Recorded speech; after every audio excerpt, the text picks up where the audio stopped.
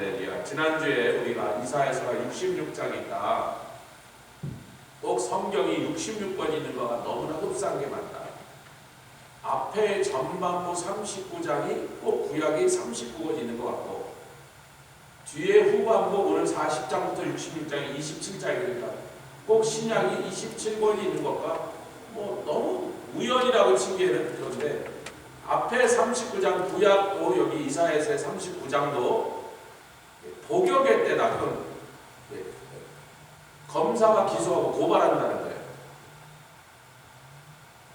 그 다음에 고발당한 기소한 사람을, 그 사람을 심사를 하고, 그래서 그 다음에 이제 그 사람에게 법이 정하는 한도에서 유죄인지 무죄인지를 선고하고, 선고가 끝난다면 결심공판이라고 그러거든요. 선고공판이 아니라 형량을 정해놓은 거예요. 그 세 가지가 재판의 가장 중요한 세 덩어리인데, 그래서 이제 형이 결정되는 그 순간에, 왜냐하면 유죄인지는 이미 지난번 공판에서 결정된 거니까 유죄인지 무죄인지 더 이상 못 잡고, 그럼 몇 년, 뭐 사형, 무기징역 이렇게 하니까 선고 공판에서 이 사람 징역 10년 그러면 바로 수갑채에서 바로 형무소로 끌고 가요. 그냥 그 순간에 바로 그냥 그 사람 죄인이 되버린 거예요. 그래서 이사야서 39장이 마치 구약도 그런 얘기들, 율법을 줬으나 언약을 줬으나 너희들이 죄를 져서, 그래서 이사야서 39장이 전부 막 멸망하고 두들겨 맞고 막 하나님이 왜 진노하시고 이런 얘기를 다 우리에게 설명하신 건데, 법정의 상황을 우리에게 주신 거다. 40장 딱 오자마자 네 복역의 때가 끝났다. 어디? 예루살렘. 뭐예요? 감옥에서 출소했다 그거예요. 인간의 표현으로 하자면. 그럼 여러분 딱 나오면 막막하잖아요. 막. 오래 있었던 사람은요, 나왔는데 셀폰을 쓸 줄을 몰라. 왜냐면 한 30년 있다 나오면 셀폰이라는 게 옛날에 없었어. 컴퓨터 어떻게 하는지 몰라. 여러분 요새 컴퓨터 뭐라면 직업은 구하기 아예 틀렸습니다. 하다못해 메이스에 가서 일을 하려도 컴퓨터를 다룰 줄 알아요. 거의 모든 걸 컴퓨터로 작업을 해요. 그러니까 감옥에서 나온 사람에게 정부가 여러 가지 방법으로 그 사람이 새로운 삶을, 아멘, 새 삶을 시작할수록 도와주지 않으면, 처음에 한 6개월은 살집도 줘, 뭐 좀 굶어 죽지 않으면 먹을 것도 주고 돈도 좀 주고, 직업 학교를 보내주는, 직업 훈련을 시켜주는지, 컴퓨터도 가르쳐줘. 그래야 이 사람이 이제는 죄인이 아니라 이 사회에 해를 끼치는 악한 자가 아니라 뭔가 기여하는 사람을 살도록 정부가 도와줘서 그런 훈련을 시켜주지 않으면 이 사람의 갱생의 삶이라는 거 없는 거라는 거예요. 그럼 보나마나 다시 범죄 조직에 들어와서 또 도둑질하고 강도질하고. 그러니까 하나님이 네 복역의 때가 끝났다. 아멘. 그리고 이제 성경 전체가 요한계시록 마지막 21장, 22장이 천국에 대해서 얘기하는 것처럼 이사야서 65장, 66장도 완전히 천년왕국에 대해서 설명하는 것으로서, 그러니까 이 땅에서의 역사 가운데 꼭 천국과 같은 흡사한 정도의 아름다움과 영광과 복이 있는 곳에, 천국은 아니지만 거의 천국을 땅에다 옮겨놓은 것 같은 천년왕국의 모습을 이사야서 65장과 60장이 그것을, 그 아름다운 픽처를 그리면서, 누구는 거짓말하는 자, 못지하여 좋아하는 자, 개들, 술객들, 우상숭배자들 못 들어가리라. 끝나는 마지막 2장의 모습도 결론이 똑같이 이렇게 끝난다. 어쨌든 우리는 이제 전반부 3구 27인데 3구가 끝났으니까 이제 4공부터 들어왔으니까 회복과 같이 하는, 회복과 구원. 그 구원에서 예수님의 초림이 당연히 그 구원에, 예수님이 오심으로 말미암아 온 인류 구원의 역사가 시작되는 것이고, 예수님이 재림하실 때, 재림한다는 게 뭐예요? 만유의 회복을 하러 오시지만 재림의 때는 마태복음 24장의 천국 복음이 모든 민족에 증거되지 않으면 예수님 오시는 일은 안 일어난다. 그러니까 예수님 오신다는 건 뭐가 끝났다는 거예요? 추수의 역사가 끝났다는 거예요. 아멘. 온 모든 민족에 복음이 전가 통과되지 않은 민족이 하나도 남지 않았기 때문에 그러면 추수의 역사 완성 그날 예수님이 오시는 거예요. 그러니까 예수님의 초림과 재림은 그냥 그걸 한마디로 요약하면 인류 구원의 역사. 예수님 오신 날부터 인류 구원의 역사가 본격적으로 시작돼서 예수님 돌아오신 날 그게 완성되니까 그날 주님이 오시는 거예요. 초림과 재림을 동시에 가리키고 있는 말씀 지금 하고 있는 거다. 자, 2절을 다시 읽어보세요. 시작. 너희는 정다이 예루살렘에 말하며 그것에 외쳐보아라. 옛날에 흉악한 죄인이라 하나님이 두들겨 패서 아수르에게 끌려가고 바벨론에게 끌려가고 뭐 애굽한 데 맞아 죽고 네 죄값을 네가 치른 거야. 너는 그런 일을 해도 마땅해. 그걸 구구절절히 설명하신 거예요. 우리 하나님 왜 그렇게 분노하시고 왜 그렇게 진노하셔서 당신이 그렇게 사랑하고 아낀다는 백성들을 그렇게 처참하게 멸망당하도록 하셨는가? 오죽하면 그 사랑하는 아버지가 자녀들에게 그런 일이 일어나는 것을 왜 그렇게 화가 나셨는가?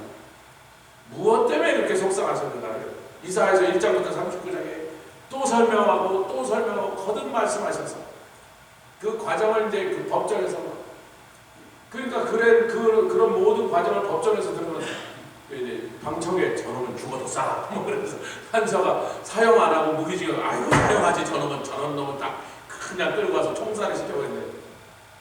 법정이 그런 걸 하는 거거든요.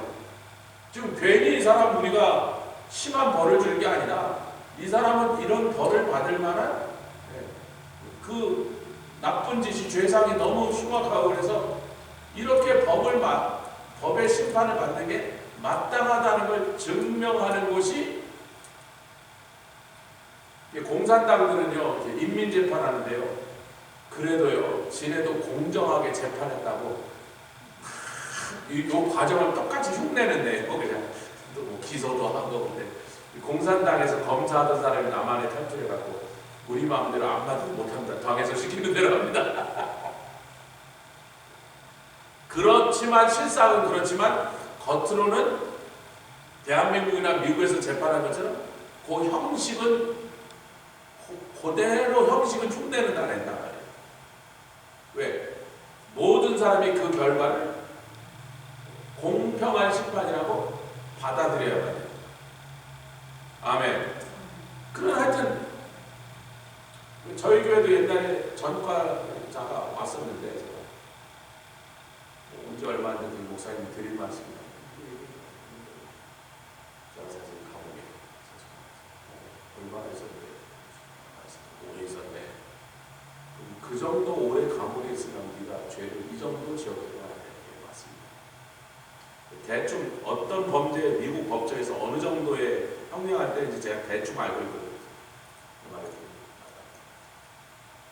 그래? 이렇게. 근데 그 얘기를 오늘 나한테 왜 하는 거지? 아니, 제가 이걸 다니는 목사님한테 이런 얘기를 알려야 될 것 같아서. 그래, 고맙네. 미리 알려줘서. 안 알려줘도 되는데, 그래도 목사한테 그걸 알린다는 건 리스펙이 있는 거야, 이 교회에 와서. 그렇지만 제가 그죠. 크라임은 네가 다 갚아. sin은 예수님이 갚았으니 우리 교회 하나님 너를 보냈으니 지난사람 잘해서 하나님의 피가 흘려요. 내가 우리 성도들에게 이 사실을 공개하지 않으니까 너도 웬만하면 말할 필요 없어. 나만 알고 있으면 돼. 주님도 알고 있지. 할렐루야. 도교교회 때가 끝나면 자기 다 갚았어. 14년 동안 범죄는 자기가 갚아야 돼. 남의 집을 차로 들이받아서 부셨다. 그럼 내가 가서 갚아야 돼. 뭐 내 돈으로 갚든 보험으로 갚든 하여튼 내가 갚아야 되니까. 그거는 예수님이 대신 져주지 않습니다. 범죄는 내가 갚는 거야. 크라임은. sin은 내가 갚을 수가 없어. 예수님이 다 갚을 수밖에 없어. 예수님이 갚으셨으니까. 그러니까 범죄는 네가 갚았고 sin은 예수님이 갚았으니까 뭐 now you are free. 근데 이상하잖아요. 이 3절, 2절의 끝부분을 읽겠습니다. 시작. 그 죄악의 사함을 입었느니라. 그 모든 죄를 인하여 여호와의 손에서, 아니 죄를 지었으면 자기가 물어내야 되는데 이상한 말, 왜 이게 구원이 이렇게 희한한 거예요. 우리는 죄를 지은 죄인인데 죄인은 형벌을 받아야 되는데 형벌 대신 구원을 주시겠다. 여러분, 죄인으로 계속 살면요 결국 그 죄가 계속 자기를 찌르는 거예요. 자기는 그걸 몰라. 그래서 미국 사람들이 쓰는 영어 crime doesn't pay.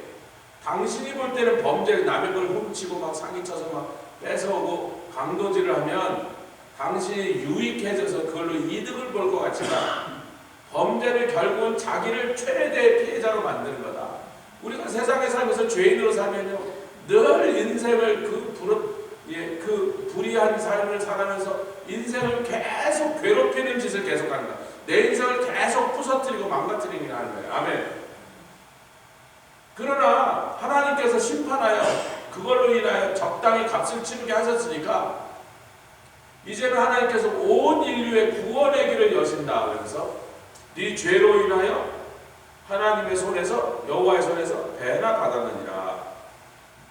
아니, 받았다는 게 아니라 받았느니라 라고 가서 말을 하래요. 말하는 게 그게 복음의 소식이에요.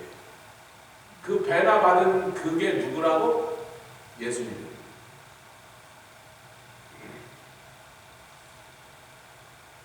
좀 아멘 하십시오. 이게 머리만 끄덕끄덕 하지 마시고 아멘. 이게 예수님을 하나님이 선물로 주셨다.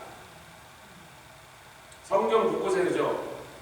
그렇게 죄를 지어서 죽어가고 있으면서도 자기 스스로 그것을 해결할 수 있는 능력이 인간에게 없음을 보시고 자기 영혼을 속건제로 드려서, 근데 그 영혼이 열심을 내서 십자가에 돌아가시고 고통을 당하시는 것을 기뻐하셨고, 그러니까 하나님이 우리에게 준 선물이 여호와의 손에서 2배로 받은 게, 내 죄가 100이라면 예수님을 통해서 오는 구원의 은혜는 200이니까 내가 그걸 통하여 비록 그 죄로 인하여 고통도 당하고 하나님 앞에 두들겨 맞아서 여러 가지 인생의 고통을 겪었다 할지라도 결국은 그 죄로 인하여 용서받고 예수님께 은총을 얻어서 하나님의 자녀가 된 수지 맞는 일이 생겼으니 아멘. 인류 전체를 향하여 너희들의 지은 죄를 내가 그냥 아무것도 아니라고 무시하지 않고 니들이 악한 일 하면 반드시 그 악한 일로 어느 정도까지 대가를 치르게 하지만 그래도 그 일을 통하여 나에게 와서 내가 너에게 보낸 구원자 예수를 믿게 되었다면 수지 맞은 것이다. 옆에 계십니다. 우리는 수지 맞았습니다. 우리가 한 짓대로 주는 게 아니에요. 우리가 한 짓에 비해서 너무나 말도 안 되는 은혜를 주셨으니 되나 받았다. 여러분, 주식 투자해서 1년에 주식에다 10,000불 넣었더니 1년 후에 20,000불 찾는 그런 주식 투자 없습니다. 10,000불 넣으면 1년 후에 한 2,000불이나 3,000불 찾으면 그만하면 잘한 거예요. 거기서 또 세금 떼고 어쩌고 하면 결국 한 1,500불 걷어온다. 그래도 은행에 넣는 것보다 훨씬 많이 받는 거니까. 주식 투자하면, 근데 뭐 재수없으면 10,000불을 투자했다 5,000불이 날아갈 수도 있는 거라고. 10,000불 넣었는데 1년 지나면 10,000불이 또 생겼다. 그럼 세상에 주식 안 할 사람이 하나도 없죠. 그러면 땅 짓고 헤엄치기인데. 그럼 뭐 돈 있는 건 전부 주식 사는 거예요. 그런 일이 없어요. 그렇게 되지 않아요. 자, 그래서 이제 초림을 얘기하는데 3절 읽겠습니다. 시작. 외치는 자의 소리여 가로되 너희는 광야에서 여호와의 길을 예비하라. 사막에서 우리 하나님의 대로를 평탄케 하라. 거기서 이제 제일 먼저 나오는 게 뭐냐면 외치는 자의 소리. 그거는 마태복음 3장, 마가복음 1장, 누가복음 3장에 전부 다 이 얘기를 인용하면서 세례 요한이 요단강에서 회개의 세례를 전하는 모습을 딱 소개하면서 딱 그 순간에 이사야에서 40장 3절 말씀을 딱 인용하면서 그 말씀의 성취다. 이 예언이 이루어진 사건이 세례 요한의 사건이라고 딱 말하는 거예요. 할렐루야. 근데 우리는 이것이 초림을 향하여서만 예언한 거라고 너무 그렇게 좁게 생각하기가 쉬운데, 제가 그래서 지난주에 그럼 예수님 재림하실 때 세례 요한이 없잖아요. 근데 뭐 김정은 목사님 그렇게 말했다고 우리가 그렇게 믿어야 되는 건 아니지만 하여튼 김정은 목사님 우리 교회 오시면서 기도하다가 말씀 준비를 하는데 성령께서 그러시더라고요. 기도 중에 그 교회는 세례 요한의 영성이 있는 교회다. 그 세례 요한의 영성이 있는 교회가 좀 생각하면 뭐 그런 얘기가 뭐 좀 약간 좀 당황스럽죠. 그래서 뭐 세례 요한의 영성이 있는 게 뭐라는데요? 그런데 김정은 목사님 대답 아니 나는 그렇게 받았으니까 해석은 자네가 하세요. 그래서 제가 기도해 보니까 이 말씀인 거예요. 우리가 외치는 자의 소리, 우리가 주의 첩경을 얘기하는 거예요. 우리가 골짜기를 메우고 높아진 교만하여 하나님을 교만하여 높아진 산은 깎아내는 말 즉 회개하라. 예수님이 오시니 빨리 그 앞에 무릎 꿇고 입 맞춰 예수님이 영접하고 건망 떨지 말고 빨리 그분 앞에 또 막 상처받은 자, 짓밟힌 자, 그냥 세상에서 막 고통 중에 막 연약한 자, 병든 자들에게는 일어나라. 아멘. 언제 더 중요하다? 예수님 재림할 때 더 중요해. 왜? 예수님 초림하신 것으로 3년 반 동안 사역하고 그 무수한 기적을 여러분 하루에 수십 가지의 기적을 베푸셨으니 그러고 난 다음에 마지막에 남은 사람이 500명밖에 안 남았으니 기적 하나당 한 사람도 안 남았어요. 참, 기적을 한 몇십 개 해야 한 명 예수님 곁에 남았어요. 근데 성령이 다시 한번 막 온 사방이 늦은 비의 역사로 임하서 막 그냥 성령의 불이 막 온 세상에 쏟아부어지고 아멘. 곳곳마다 부흥이 일어나고 회개의 역사가 일어나고 수많은 민족이 예수님께 돌아오면 예수님의 재림 때는 그 짧은 시간에 비교적 그냥 불과 몇 년 안 되는 상황에 지구 인구의 몇십 프로가 예수님께 구원받는 거죠. 그러니까 어느 쪽이 사실은 구원이라는 역사에서 숫자와 양으로 볼 때는 어느 쪽이 더 중요한데 초림보다 오히려 재림이 왜? 이것은 모든 것의 완성이 예수님이 오신 초림의 사역이 그것은 씨앗을 심은 것이고 아멘. 예수님이 초림에 안 오셔서 십자가를 지지 않았다면 재림이고 뭐가 없는 건데 아무 의미가 없는 거잖아요. 소용이 없는 건데 그러나 구원받는 사람들의 숫자로 생각하면요 이게 비교도 안 될 정도로 재림 전에 그 놀라운 성령의 늦은 비의 역사가 더 중요한 거다 이렇게 우리가 말할 수 있다는 거예요. 어느 쪽이 중요하다 말하는 건 사실 그렇게 합당한 일은 아닌데 두 가지가 서로 다 같이 역사에 그 일이 일어나는 건데 재림 전의 세례 요한이 초림을 준비하는 세례 요한의 사역보다 훨씬 더 큰 일을 감당합니다. 아멘. 그게 문제입니다. 옆에 계세요. 광야에 외칩시다. 우리가 그 외치는 자의 소리. 자, 우리가 조금 그 다음 페이지로 505페이지로 제가 504페이지를 했는데 505페이지로 넘어가서 그러면서 40장 5절과 8절에 40장 5절 그리고 8절 시작. 여호와의 영광이 나타나고 모든 육체가 그것을 함께 보리라. 대저 여호와의 여러분 이 말의 핵심이 뭐예요? 네 복역의 때가 끝났으니 네 죄악의 네 모든 죄를 인하여 네가 죄를 인하였는데 어떻게 상을 받느냐? 이게 복음의 비밀스럽고 정말 인간의 이성으로 받아들일 수 없는 아니 죄를 지었으면 죽도록 맞아서 막 감옥에 가서 막 만신창이 돼서 터져갖고 막 20-30년 후에 나왔을 때는 인간 폐인으로 살아야 되는 게 세상은 그렇게 주로 그냥 전과자로 살기가 너무 힘들어. 아무리 뭐 한국 와서 컴퓨터 기술을 배워도 그래도 전과자 기록이 딱 있으니까 기회를 안 줘. 웬만하면 동네에서도 싫어하고 막 사람을 사귈 수도 없고 결혼도 장가도 갈 수 없고 전과자 자식으로 또 자식을 키우기도 힘들고 한 번 전과자가 되면 이 세상에서는 제대로 펴서 산다는 게 거의 불가능한 일이에요. 간혹 몇 사람 있지만 대부분은 더 망가져서 폐인으로 끝나는 거예요. 근데 우리 하나님의 은혜는 어떻게 합니까? 오히려 죄로 인하여 그 고통을 받고 하나님의 진노의 심판을 받아서 막 여기저기 터지고 포로로 끌려가고 그랬더니 그곳에서 사람들이 드디어 하나님 여러분 창세기가 사장의 가인과 아벨을 얘기하다가 가인이 이제 도망가갖고 에녹을 낳고 에녹의 이름으로 성을 쌓고, 아벨은 죽은 다음에 하나님이 새로 주신 셋이 아들을 낳고, 셋이 아들을 낳고 나니까 아브라함이 그에게 에노스라고 이름을 부릅니다. 에노스는 뭐예요? 인간은 태어나면 반드시 죽는 줄. 그게 에노스라는 이름이에요.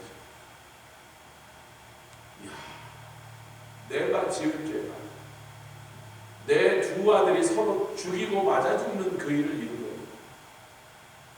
이번에는 다행히 셋이 그런 사고, 왜 혼자니까 누가 죽일 놈도 없고 죽을 일도 없으니까 셋이 혼자 잘 살았고 장계를 가갖고 이 떡두꺼비 같은 아들을 하나 낳았어요. 손자를 딱 처음 첫 손자를 봤잖아요. 지금요. 가인도 손자를 낳았지만 어디 멀리 떠나갔으니까 뭐 연락도 없고 끊어졌으니까 아버지 집에 뭐다? 가인이 지가 낳은 아들 아버지 축복에 뭐다?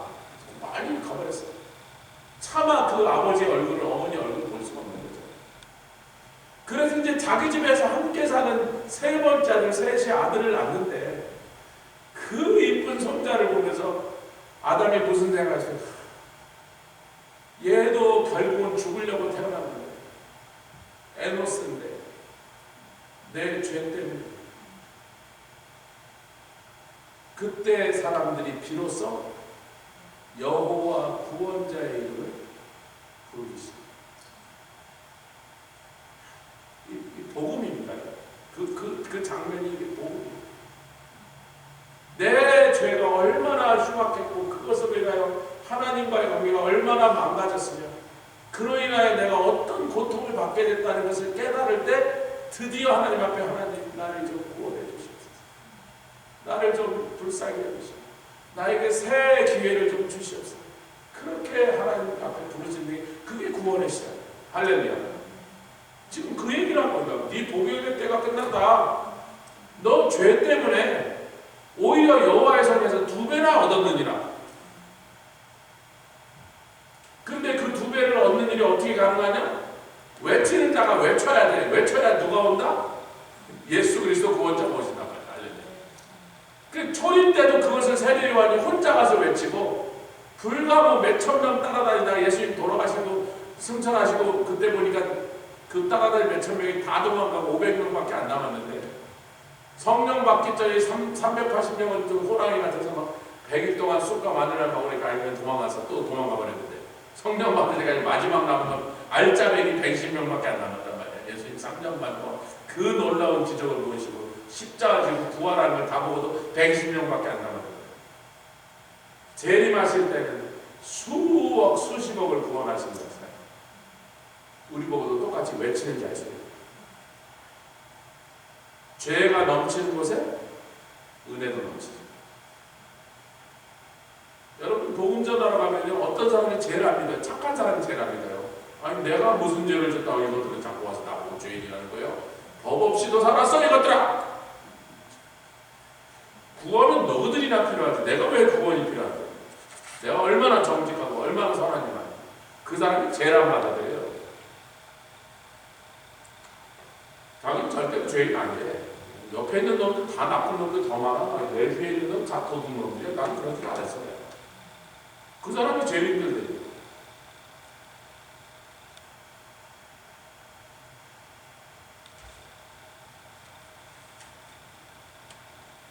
그래서 이 외치는 자의 소리가 주의 길을 예비하는데 같이 하자. 평탄케 돼야 된다. 아멘. 그 평탄케 되는 일이 뭐냐? 그래서 이제 사무엘상 2장 보겠습니다. 사무엘상 한나의 성령 충만한 그 노래죠. 노래이지만 또 기도죠. 사무엘상에 성령이 갑자기 엘리 제사장의 말을 믿은 여인에게 성령이 충만하시니까 뭐 앞에 조금 생략하고 5절부터 2장 5절 사무엘상 2장 5절 시작. 유족하던 자들은 사무엘상입니다. 2장 5절 시작. 찾으셨어요? 예, 2장 5절 시작. 유족하던 자들은 양식을 위하여 금을 팔고. 여러분 그 반대잖아요. 유족하던 자들은 그동안 너무 계속 떵떵거리고 살던 사람인데 하나님 낮추시는 거야. 넌 너무 높아. 너무 여러분 우리가 주일날 받은 말씀 디모데전서 6장에 이 세상의 부한 자들을 명하여 정함이 없는 재물에 소망을 두지 말라고 명해라. 유족하던 자들은요, 여러분 돈이 많으면 기본적으로 건방져요. 돈이 많으면요, 아니 제가 말하는 뭐 10만 불, 100만, 1000만 불, 2000만 불 1억 버는 사람들 제가 만나보면 목사도 이렇게 뭘 얻으려고 이 목사는 날 찾아왔지? 이렇게 쳐다봐요. 이 목사는 나한테 또 뭘 하려고? 내가 근데 당신한테 뭘 달래 이 사람아? 내가 너한테 무슨 점심값이라도 얻어먹을 것 같아? 근데 참 안타깝게도 돈을 너무 많이 버는 사람들 유족하면 기본적으로 교만한 그 기조가 깔려있어요. 여러분. 목사라도 거진 줄 알아. 목사는 자기한테 뭐 성경이라도 달라.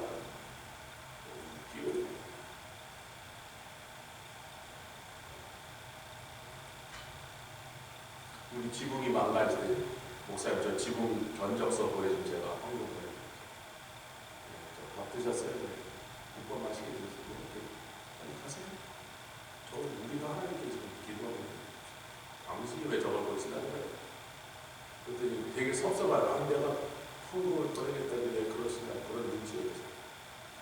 그 사람한테는 안 가르쳐줬어요. 제가 나중에 그 얘기를 했더니 우리 성도들이 아니 받으시니 목사님 지붕을 고쳐드리고 그러고 아니 우리가 어디 갔든지 무슨 어느 예배든지 어느 교회든 내 교회든 남의 교회든 하나님의 은혜를 주시고 성령이 흔들어갖고 너 저걸 보고 가만히 있냐 이놈아 성령 좀 들으라고 그러면 그때 꼭 액수까지 얘기를 하시더라고요. 성령. 그 성령님의 버릇이에요. 저 한 200불 우리 형편이 한 200불 이놈아 2,000불 드렸거든. 아니 우리 2,000불이 어디다고 2,000불 드려 그러면 그냥 2,000불 그러고 내는 거예요. 아니 우리가 성령님이 막 흔들어서 평소에 안 내던 헌금을 이상하게 갑자기 내게 만드실 때는 거의 99% 액수까지 딱 말씀하세요. 얼마 내라 딱. 주로 좀 어마어마하게 큰 숫자를 내라 그런다. 근데 이 양반은 견적서를 먼저 달래요. 견적서 사람들로다가 고치는 거예요. 견적서. 그럼 제가 그만큼 딱 보내드립니다. 그럼 우리를 거짓 취급하는 거죠. 자기한테 국어를 하라고 가세요. 내가 사람한테 도와달라면 우리 형한테 달라고 한 500만 불 받아오시는 거예요. 우리 누나한테라도 50만 불 받아오시는데 내가 왜 안 보고 그 짓을 하겠어요? 내 식구한테도 그만큼 받아오시는 거예요. 그래도 안 하는데 왜? 우리 하나님의 일 때문에. 에스라가 아와의 강에서 아와각에 백성들 모아놓고 금식을 선포하고 페르시아 왕에 가서 우리 하나님 얼마나 대단하시고 얼마나 강하시고 능하시고 부자시고 막 우리를 보호해주신 하나님이라고 그렇게 내가 떠들고 자랑을 했었는데 이제 와서 각하 그런데 우리가 가려니까 아무래도 호의가 허술하니 마병가가 그냥 보병을 좀 붙여주셔서 경비가 이래서 가다가 막 강도가 난 걱정된다. 그게 얼마나 창피하냐 말이야. 얼마나 그동안 내가 말했던 하나님의 그 위대하심을 하나로 다 깔아 뭉개버리는 그런 일이 되니까 안 되겠다. 금식하자. 아멘. 금식하자. 언제까지? 하나님이 보호해 주시겠다는 약속을 주실 때까지 그 약속 딱 받고 출발. 호의 없이 출발. 한 놈도 덤벼들지 않는다. 그게 우리가 이 땅에서 믿는 자로서 사는 것의 당당함이란 말이에요. 아멘. 교회가 그런 일에 자신감이 넘치고 넉넉하고 당당한 믿음으로 서 있어야 교회가 교회 구실을 하는 거고 그래야 교회가 교회의 기능을 해서 세상 사람들이 보면 하나님을 칭송하는 것이 부자들만 보면 절절절절 내고 막 아이고 저분이 도와주고 우리 재정 문제 해결됐다. 그러면 그게 무슨 교회냔 말이에요. 그러니까 하나님이 그렇게 건방진 자들을 낮추게 하시는 거예요. 아멘. 은혜를 받으려면 낮춰라는 거예요. 예수가 들어오길 원하면 깎아져라.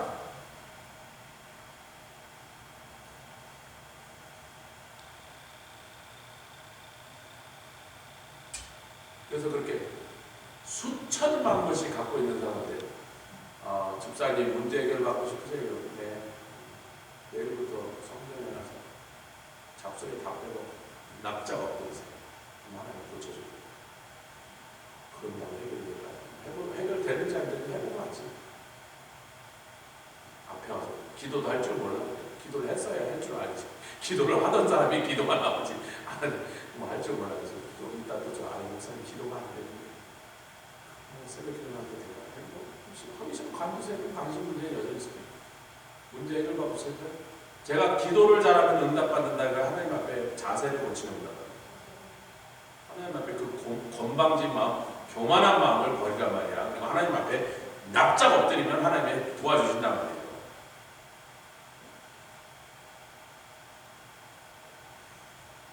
아멘. 품을 팔고 줄이던 자들은 다시는 줄이지 않도록 해주세요. 여러분 품을 팔고도 줄이던, 여러분 품을 팔고 남의 집 가서 허드렛 일이라도 하는 거예요. 막 옛날에 품앗이란 게 뭐예요? 논밭에 재산이 많은 집에서 근데 자기네들 하인이 일하기에는 너무 논이 크니까 밭이 넓으니까 동네 사람들 오늘 하루 일당 얼마 주면 일당 받고 해 들어오면 동네 여러 사람 가서 그냥 남의 집 논이지만 그날 하루 일당이라도 받으려고 그 받아가는 거예요. 멕시칸들이 불법 체류자 와서 방법없이 그냥 동네 멕시칸들 많은 동네 가면 이렇게 다니다 보면 멕시칸들 수십 명 쭉 서 있어요. 아침에 막 추워서 막 이러고 서가 뉴욕 같은 데는 자기 더운 나라에서 가면 뉴욕 겨울이 얼마나 추워.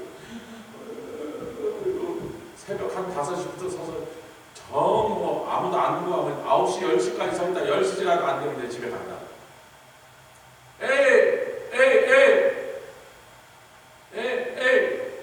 아미고 트렌다 그러면 30불 일당이라는 거예요. 그때 뉴욕에 제가 있을 때 일당 30불이면 멕시칸이 하루 종일 됐어요. 어디든지 무슨 슈퍼마켓이든 공사 현장에 트렌다 30불 그럼 하루 일한다고. 저녁에 해질 때까지. 그런데 그렇게 서럽게 남의 집에 가서 시키는데 좀처럼 일하면 하루에 30불 받아는 품앗이를 해도 그래도 줄였다. 그래도 배가 고팠어. 이게 30불 받아서 아무리 아끼고 절약해도 30불 받아서 어떻게 새끼들 밥을 제대로 먹였냔 말이야. 그러니까 품앗이를 했는데도 그 가난을 벗어나지 못하는 사람은 다시는 줄이지 않도록 하나님이 만들어주셨다. 전에 임타치 못한 자들은 그 하나 자기의 얘기죠. 7을 낳았고 왜? 사무엘을 드리고 난 다음에 그 다음부터 태가 열렸더니 자식이 주렁주렁 열려서 아들이 몇이나 더 내려갔어요. 전에 임타치 못하던 자기 같은 자에게 하나님께 처음 주신 그 귀한 기적의 아들 사무엘을 드렸더니 그랬더니 하나님이 야 얘다 보너스다 그러고 여러 마리 더 줬단 말이에요. 할렐루야. 많은 자녀를 둔 자는 쇠약하더라. 계속 뭐예요? 높은 자는 낮추시고 낮은 자는 끌어올려 주시고 세상에 버려진 자, 밟히는 자, 가난과 질병 속에 사는 자는 예수를 통하여 일으키시고 세상에 잘나고 강하고 부한 자들은 예수를 믿으려면 마음부터 겸손하게 해서 낮추셔서 예수님 들어가요. 너무 잘하는 말씀이니까 그 뒤에 다 그 얘기죠.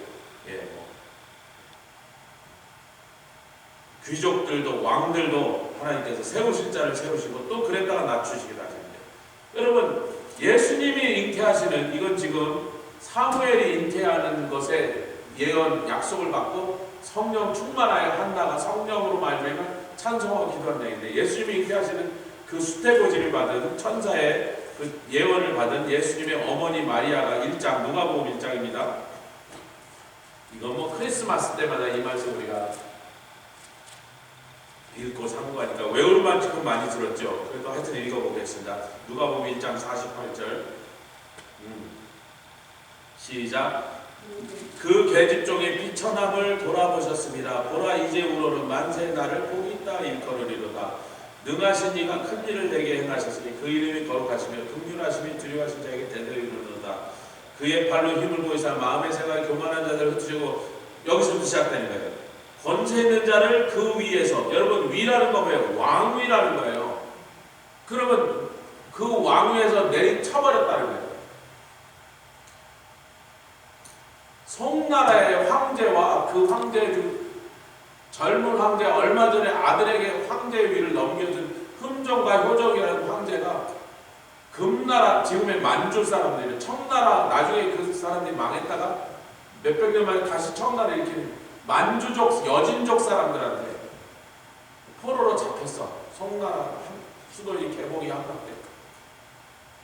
그래서 거기서부터 송나라 개봉이 지금 중국의 베이징보다 더 남쪽입니다, 여러분. 훨씬 더 남쪽에 있는데 거기서부터 시작해서 만주족 자기네 고향까지 얼마나 먼 거리인지 상상해 가시죠? 한 1000마일쯤을요 빨가벗겨서 끌어갑니다. 황제고 황제 부인은 다 필요없어요. 다 빨고 그 겨울에 만주벌 가다가 절반이 죽습니다. 대신 이렇게 줄줄이 물리쳐요.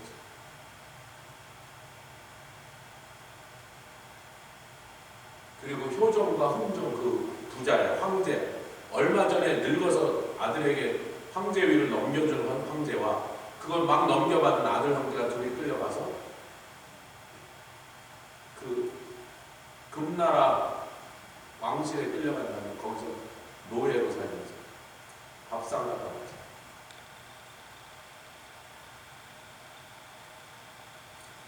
불과 한 달 전까지 그들이 말하는 나는 새도 떨어뜨렸던 권력을 그런 일 많아요, 여러분. 오스만의 술탄 중에 두 번째가 세 번째가 티무르한테 잡혀갖고 사로잡혔어요.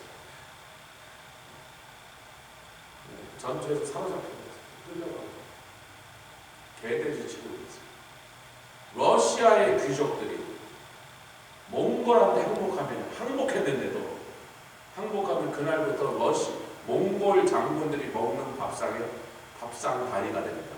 그래서 넓은 판을 이렇게 엎드려 시키려고 쫙 엎드리면 그 위에다 밥상을 딱 놓고 거기에 몽골 장수들이 앉아서 밥을 먹고 끝날 때까지 조금이라도 들면 이 새끼가 죽으려고 그런 거 만나야 돼. 뭐 죽일 수도 있고. 그걸 언제까지 한 줄 아세요? 300년.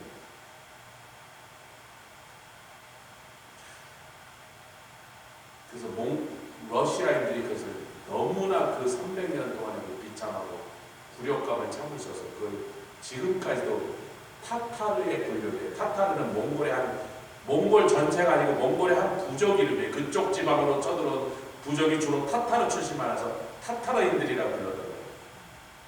타타르의 굴레가 그게 러시아 말에 타타르의 굴레가 그 몽골인들한테 300년 당한 그 치욕스러운 300년입니다. 30년이 아니에요. 300년이에요. 귀족들이 다 몽골들 장수의 텐트에 끌려가서 평생 들어가 밥상에 들어서 하나님이 허락하시지 않으면 그런 일이 일어난다니. 하나님이 원하시면 어떤 세상의 높은 위치에 올라가는 권력의 핵심에 있는 사람도 그렇게 비참한 대로 떨어뜨려 내시기도 합니다. 아멘. 그런데 또한 비천한 자, 마리아가 저는 비천한 계집 쪽이었습니다. 남편이 얼마나 무능하고 돈이 없는 세상에 여관비를 못 마련하고 여관이 꽉 찼다고 자기 부인 지금 애가 막 나오려고 양수가 터지려는데 여러분 제가 만약에 그런 경우였으면 여관방을 우리 집사람에서 잡았을 것 같은데 못 잡았어요. 제가 무슨 수를 써서 집사람 여관방을 뭐 어떻게 해서라도 거기다 집어넣지. 근데 그렇게 주변머리도 없고 세상에 배짱도 없고 무능한 그 요셉을 따라다닌다. 그 와중에 또 결혼식도 안 올렸는데 애가 맺네. 온 동네 손가락지가 수고수고 욕을 먹으면서 아이고 왜 원래 그래 저게 뭐 이상한 짓을 했냐. 여자로서 죽음보다 더한 수치를 지금 겪고 있는 사람. 그렇게 비천한 계집 쪽. 그 비천한 자를 높이시고 무엇을 사람들이 받아들이게 하여 복음이죠. 그 복음은 뭐 여러 얘기할 것 없이 예수 그리스도. 예수 그리스도를 만나면 아무리 높은 자도 고넬료 같은 자는 말씀드려요. 가이사랴가 얼마나 대단한 도시냐면 로마가 중근동을 다스리기 위하여 특별히 건설을 한 군항입니다. 당시 세계 최대의 군항을 거기다 건설했어요. 근데 그 군항을 수비할 경비병력이 필요하잖아요. 진주만을 지키기 위하여 여러분 댄 헤기 집사님이 진주만 위에 있는 그 산 속에서 레이더 부대에 있었대요. 댄 헤기 집사님. 저희가 이제 하와이 갔는데 거기 뭐 어디 다른 쪽으로 이동하자 했는데 중간에 그 무슨 멋있는 경신대를 지나가보자 해서 지나가고 얼마니까 난 배고픈데 빨리 밥 먹어야 되는데 호텔에서 뭐 아침도 시원찮게 먹어서 빨리 가야 되는데 금방 갑니다. 그래서 산이 이렇게 얼마나 높은 산인데 이렇게 중간에 우리 산들이 이렇게 되는데 그게 없이 무슨 이렇게 섰어요. 이렇게 양쪽이 하나도 없이 그냥 이렇게 수직으로 이렇게 올라갔어요. 근데 자세히 보니까 거기 케이블카가 놓여있다. 제가 볼 때 한 2000m쯤 돼 보이는데 케이블카가 쫙 있어요. 대내기 집사님들 자기네들이 거기서 지옥 같은데 바람이 세고 싶은데 그 꼭대기에 웨이더를 설치해놨으니까. 이분은 육군이에요. 육군. 여러분 진주만이 있는 하와이에 육군이 왜 있죠? 항구를 지켜야 되잖아요. 비행장을 지켜야 되잖아요. 해군은 배 타고 나가죠. 근데 배 타고 들어와 있을 때 그 배를 누가 공격하지 못하도록 지키니까 육군이 있어야 되니까 그 육군 병력인 거야. 자기는 하와이 가면 맨날 바닷가에서 놀 줄 알았더니 그 산 꼭대기 2000m에 올랐는데 그때는 케이블카가 있었을까 없었을까? 제가 그 얘기를 묻고 싶은 거예요. 라면이라도 사려고 산 밑에 내려가려면 2000m를 기어갔다 2000m를 올라가야 돼. 거기 뭐 한 몇 명 없었는데 레이더가 뭐 돌리는데 많은 사람들이 아니고 대여섯 명 있을 테니까 보급품도 안 하고 그냥 밑에서 싣고 오고 막 거기서 끓여 먹고 자기네들끼리 또 그 바람이 얼마나 세는지 그래도 춥대요. 비는 오고 자기 군대 생활 20몇 년 거의 30년 가까이 된 군대 생활 제일 끔찍한 데인데 그놈의 하와이 산 꼭대기 살 때 거기 한 뭐 오래 있었대요.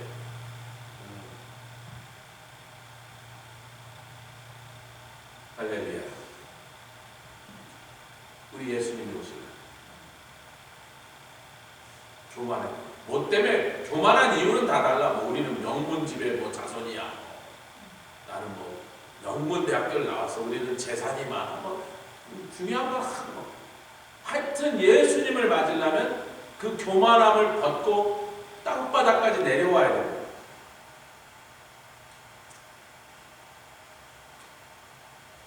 고넬료가 적어도 가이사랴라는 항구 그 도시에서는 그리고 팔레스타인에서는 빌라도를 호위하는 경비부대, 황제 직속 근위부대입니다. 그래서 임페리얼가 돼요. 황제 근위병이에요.